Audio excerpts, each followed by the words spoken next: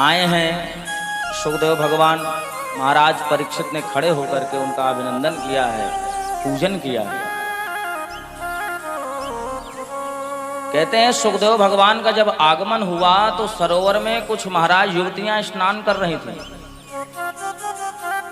और जैसे ही सुखदेव भगवान निकले तो कोई लज्जा नहीं, जैसे स्नान कर रही थी वैसे स्नान कर रही थी।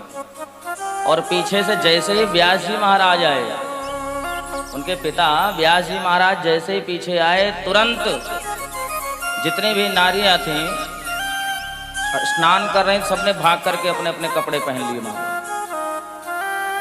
व्यास जी ने दाढ़ी पे हाथ घुमा करके कहा कि अभी अभी मेरा पुत्र निकला तो तुम लोग स्नान कर रही थी, तुम्हें कहीं लज्जा नहीं आई?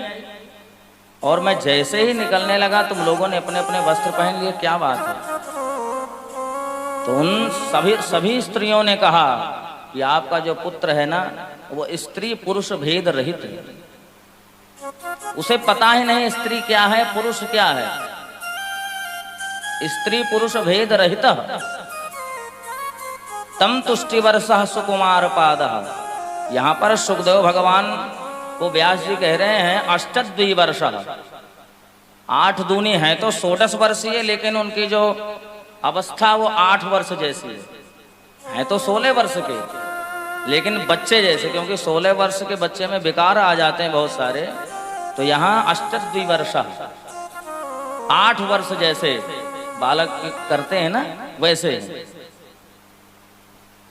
तो 8 वर्ष जैसे बालक की तरह निकल गए, और आप भेद रखते हैं इसलिए हमने आपके सामने वस्त्र पहन लिए। जवाब देखो क्या दिया। तो सुखदेव भगवान कैसे हैं? निज लाभ तुष्ट, निजानंद में हर समय अपने इष्ट के निजानंद में डूबे रहते हैं। बोलो सुखदेव भगवान की जय। सुखदेव भगवान आए, आकर के बैठे भी नहीं, खड़े ही रहे।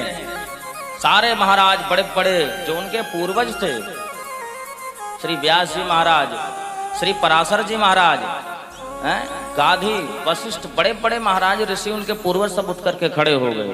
अत्रिर्वशिष्ठस्य मनश्शरद्वान् अरिष्टनेमि भृगुरंगिराश्च पराशरो गाधिसुतोऽथ राम उतथ्य इंद्र प्रमदेत्म बाहु।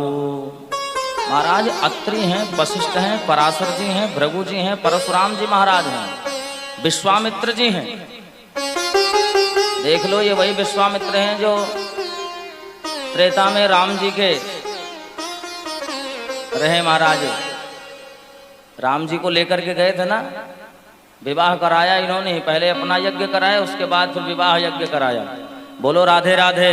तो वही वशिष्ठ जी, कितने बड़ी बड़ी विभूति, कितने बड़े बड़े पूर्वज विराजमान हैं, बड़े बड़े ऋषि महर्षि, सबने खड़े होकर के प्रणाम किया है।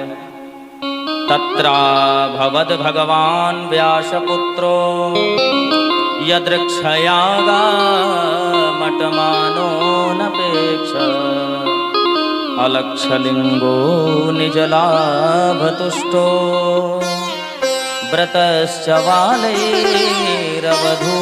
वेशः। भगवान शुकाचार्य जी का वेश कैसा है? अवधूत वेशः, दिगंबरम वक्त्र विकीर्ण केशम। महाराज दिगंबर हैं, सारी ग्रंथियों से रहित हैं। ग्रंथि क्या है? जैसे यज्ञोपवीत में ग्रंथि होती है, शिखा में ग्रंथि होती है, महाराज निर्ग्रंथा अप टू मेरु, सारी ग्रंथियों से रहित हैं। सुखदेव भगवान ऐसे लगते मानो जैसे हमारे कन्हैया नग्न अवस्था में हो जाएं और बालू में एक बार से लौट जाए सांवले सलोने तो चमचमाने लगता है शरीर, वैसे सुखदेव भगवान।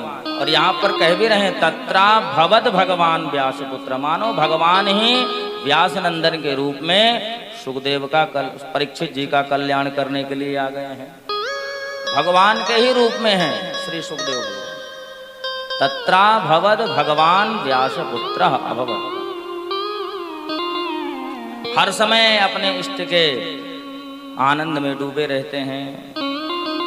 निज लाभ तुष्ट निजाया श्री राधा कृष्णयो तयो दर्शन एव लाभस्तः संतुष्टः।